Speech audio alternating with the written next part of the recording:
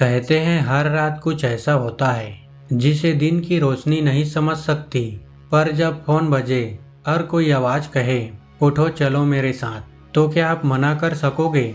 ये वही कहानी है जो एक फोन कॉल से शुरू होती है और जिंदगी बदल देती है हमेशा के लिए। बारिश की रात थी, बादल गड़गड़ा रहे थे और बिजली बार बार चमक रही थी। शहर का एक कोना अंधेरे में डूबा हुआ था। सड़कें सूनी थी, सिर्फ बारिश की बूंदों की आवाज और दूर कहीं कुत्तों की भौंकने की आवाज आ रही थी। यही वह रात थी जब राहुल के फोन पर पहली बार वो फोन कॉल आया था। राहुल एक साधारण लड़का था, कॉलेज से पढ़ाई पूरी करके अभी अभी एक छोटी सी नौकरी में लगा था। वह अपने पुराने मोबाइल पर देर रात तक इंस्टाग्राम चला रहा था। अचानक रात के ठीक 1 बजे उसके फोन की घंटी बजी। स्क्रीन पर न कोई नंबर था न कोई नाम, बस लिखा था अननोन नंबर। राहुल ने सोचा शायद कोई नेटवर्क की गड़बड़ी हो, लेकिन जैसे ही उसने फोन उठाया दूसरी तरफ से एक धीमी और भयानक सी आवाज आई, अब तुम बच नहीं पाओगे, तुम्हें वहां जाना ही होगा। राहुल चौंक गया। उसने तुरंत फोन काट दिया और बत्ती जलाकर बैठ गया। दिल की धड़कन तेज हो गई थी। उसने सोचा शायद कोई मजाक कर रहा है, लेकिन तभी उसका फोन फिर बजा। इस बार घंटी नहीं रुकी, लगातार बजती रही और स्क्रीन एक अजीब सी धुन में बदल गई, जैसे कोई परछाई फोन के अंदर से उसे देख रही हो। राहुल ने डरते डरते फिर फोन उठाया। वही आवाज फिर से आई, तुम जहां हो वहां नहीं हो, असली जगह पर अब तुम्हें पहुंचना है। और कॉल कट गया। राहुल की नींद पूरी तरह उजड़ चुकी थी। मोबाइल हाथ में था, लेकिन वह अब उसे घूर रहा था, जैसे किसी अनजान चीज को देख रहा हो। फोन की स्क्रीन पर कोई नंबर या कॉल हिस्ट्री नहीं दिख रही थी, जैसे वो कॉल कभी आया ही नहीं था। वह डर के मारे घर की सभी बत्तियां जला देता है, बरामदे की लाइट, रसोई की ट्यूबलाइट, यहाँ तक कि वॉशरूम की भी। पर एक अजीब बात होती है, जब वह हॉल की लाइट जलाता है वो 5 सेकंड बाद अपने आप बंद हो जाती है। राहुल फिर से स्विच ऑन करता है, लेकिन वही लाइट जलते ही अपने आप बंद हो जाती है। अब उसे महसूस होता है कि कुछ तो गड़बड़ है। वह अपनी माँ को उठाना चाहता है, लेकिन तभी उसे याद आता है कि माँ तो गाँव गई है। घर में सिर्फ वो और उसका छोटा भाई मनीष है, जो अपने कमरे में सो रहा है। राहुल डरा हुआ है, लेकिन हिम्मत करके मनीष के कमरे में जाता है। मनीष गहरी नींद में है। राहुल उसे उठाता है, मनीष, ओ मनीष उठ। पर मनीष बिल्कुल नहीं जाग रहा, जैसे किसी बेहोशी की हालत में हो। राहुल घबराकर पानी लाता है और उसके चेहरे पर छींटे मारता है। मनीष की आंखें धीरे धीरे खुलती है, लेकिन वो कुछ अजीब बोल रहा है। वो आ रही है, फोन मत उठाना भैया, फोन मत उठाना। राहुल का खून ठंडा हो जाता है। राहुल डरते हुए पूछता है, तूने कुछ सुना क्या? पर मनीष फिर से गहरी नींद में चला जाता है। उसी पल फिर से फोन बजता है। इस बार मोबाइल नहीं, दीवार पर टंगा लैंडलाइन फोन जो सालों से बंद पड़ा था, वह बजता है। राहुल कांपते हाथों से दीवार की ओर देखता है। फोन खुद ब खुद झूल रहा है, जैसे किसी ने हिला दिया हो। और फिर वो घंटी बजती है, ट्रिंग ट्रिंग की। राहुल सोचता है कि ये सब शायद उसका वहम है, लेकिन लैंडलाइन की घंटी रुकने का नाम नहीं ले रही थी। राहुल सोच रहा था कॉल उठाए या नहीं। उसका दिल जोर जोर से धड़क रहा था। आखिरकार वो कांपते हाथों से रिसीवर उठाता है। दूसरी तरफ से वही धीमी, ठंडी और डरावनी आवाज, अब बारी तुम्हारी है। पिछली बार जिसने फोन उठाया था उसे आज तक किसी ने नहीं देखा। राहुल चुपचाप यह सुन रहा है। तभी वह कुछ और बोलता है, तुम अब हमारे साथ हो। अगर जाना है तो रेलवे स्टेशन पहुंचो, पुराने प्लेटफॉर्म नंबर 3 पर, वरना हम खुद लेने आएंगे। कॉल कट जाता है। राहुल एकदम सुन्न हो चुका है और वह सोच रहा है, क्या ये कोई प्रैंक कॉल है या फिर कोई मजाक कर रहा है। लेकिन तभी फोन का रिसीवर खुद ही जोर से गिरता है। धीरे धीरे दीवार से खून की बूंदें रिसने लगती है। लाल रंग का एक धब्बा रिसीवर के नीचे फैल रहा है। अब डर अपने चरम पर है। राहुल डरते डरते पुलिस को कॉल करता है, लेकिन नेटवर्क बिल्कुल गायब है। बिजली भी चली जाती है। अब पूरा घर अंधेरे में डूब चुका है। काली भयंकर रात, सिर्फ घड़ी की टिक टिक और बारिश की बूंदों की आवाज। राहुल छत की ओर देखता है और एक परछाई दीवार से उतरती हुई सीढ़ियों की ओर बढ़ती है। राहुल अंधेरे में बैठा कांप रहा था। बारिश की आवाज अब तेज हो चुकी थी और हर बिजली की चमक से खिड़की पर किसी की परछाई दिख रही थी। वो नहीं जानता था कि क्या करना है, पर एक बात साफ थी, फोन जिसने भी उठाया वो चैन से नहीं जी पाया। राहुल ने मोबाइल से निकलती टॉर्च ऑन की। मनीष अब भी गहरी नींद में बेसुध पड़ा था। उसे अब कोई रास्ता समझ नहीं आ रहा था सिवाय एक के, स्टेशन जाना। रात के 1:20 हो चुके थे। वो जल्दी से जैकेट पहना, बाइक की चाबी उठाई और दरवाज़ा खोलते ही ठंडी हवाओं के झोंकों से कांप गया। पूरे मोहल्ले में अंधेरा था, एक भी खिड़की में रोशनी नहीं, जैसे पूरा इलाका सोया नहीं बल्कि बेसुध पड़ा हो। राहुल की बाइक स्टेशन की ओर दौड़ रही थी। हर गली, हर मोड़ सुनसान और सन्नाटा भरा था। कुत्ते तक भौंकना भूल चुके थे।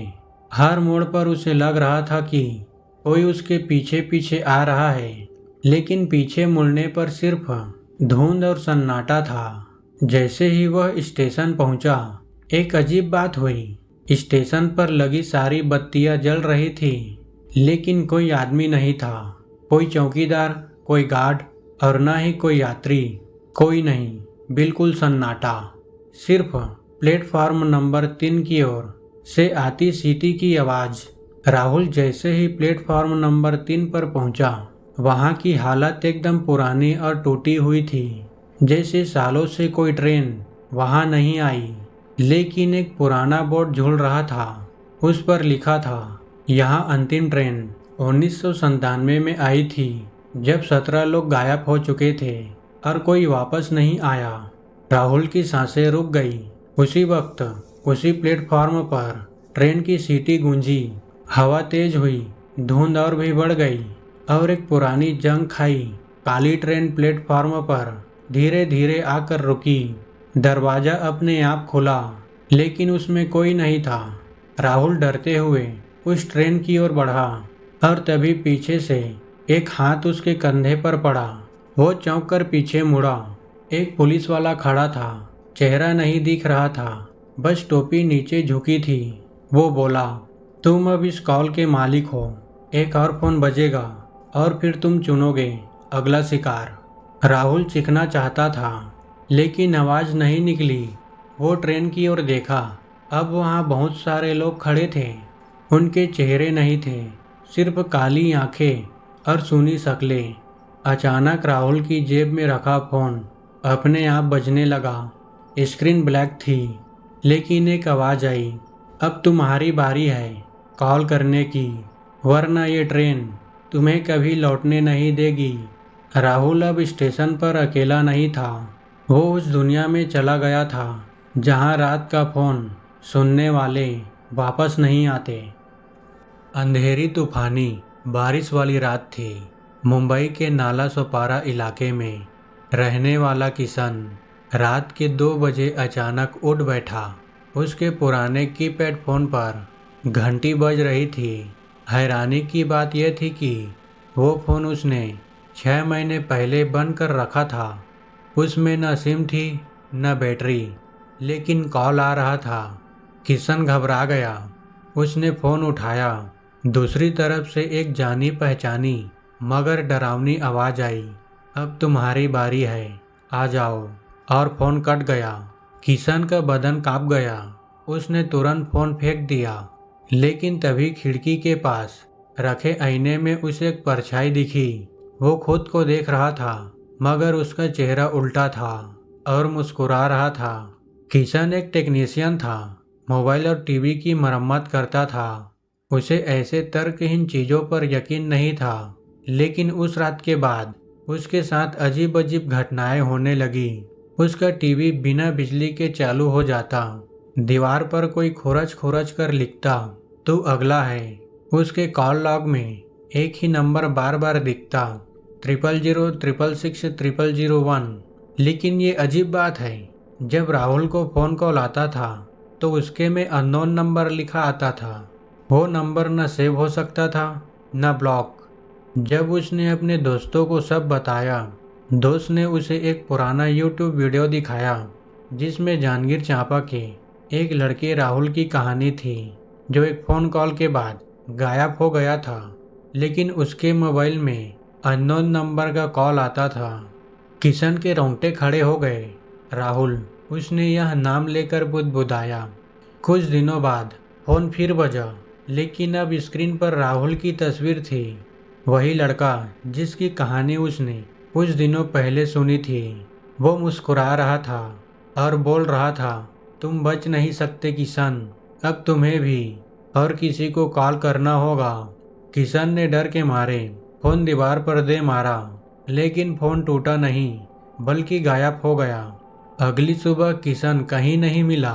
पड़ोसी बोले, कल रात किसी से फोन पर तेज आवाज में बात कर रहा था और हंस रहा था। राहुल की तरह किशन भी अब उन लोगों में शामिल हो गया था जो कॉल करते हैं, ऐसे ही किसी मासूम को जो न रात के फ़ोन को रोक सकता है न उसका जवाब देने से बच सकता है। कहानी अब शिफ्ट होती है दिल्ली के एक और लड़के रवि की ओर, जिसे पहली बार रात 2:47 पर एक पुराना फ़ोन कॉल आया था। जुलाई की उमस भरी रात थी। रवि एक 24 साल का IT इंजीनियर अपने लैपटॉप पर गेम खेलते हुए देर रात तक जाग रहा था। बाहर हल्की बारिश हो रही थी, बिजली बार बार चमक रही थी। अचानक ट्रिंग ट्रिंग की उसके टेबल पर रखा पुराना लैंडलाइन फ़ोन, जो बरसों से बंद पड़ा था, वह बज उठा। रवि चौंक गया। उसने वो फ़ोन कभी चालू ही नहीं किया था, फिर भी आवाज़ तेज होती जा रही थी। उसका सीना धड़कने लगा और सोचने लगा, यह फ़ोन किसका हो सकता है। डरते हुए उसने रिसीवर उठाया और कहा, हाँ हेलो। दूसरी तरफ से धीमी फुसफुसाती हुई आवाज़ आई, अब तेरी बारी है रवि। रवि ने झटक से रिसीवर पटक दिया, लेकिन तभी उसका मोबाइल खुद ब खुद ऑन हो गया। स्क्रीन पर ब्लैक एंड व्हाइट चेहरा था। चेहरा धीरे धीरे क्लियर हुआ।